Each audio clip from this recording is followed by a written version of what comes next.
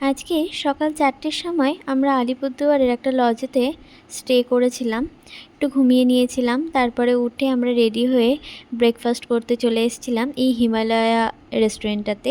এখানে ভুটানের রাজারানিরও ফটো দেখলাম, প্রেজেন্ট যে রাজারানি আছে ভুটানের।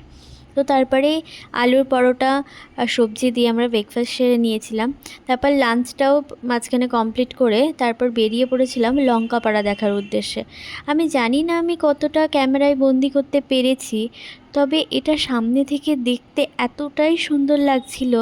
দূরে পাহাড় পুরো মেঘে ঢাকা, সেটা হয়তো আমি ভাষায় প্রকাশ করতে পারবো না। আমার তো পুরো দেখে এতই ভালো লাগছে, তবু আমি ক্যামেরায় বন্দি করার অনেকটাই চেষ্টা করেছি। আমি জানি না আমি তোমাদের সাথে কতটা শেয়ার করতে পারছি এই দৃশ্যটা। তারপরে একদম ঢুকে গেছিলাম, একদম ওই দূরের পাহাড়টাকে একদম কাছ থেকে দেখার অনুভূতিটা যেন অনেকটাই আলাদা রকম।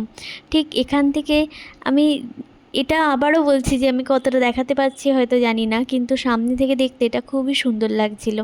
তারপরে একটুখানি ওপরটায় একটা লোহার সিঁড়ি মতো ছিল, যেখানে ওপরে উঠে সবাই ফটো তুলছিল।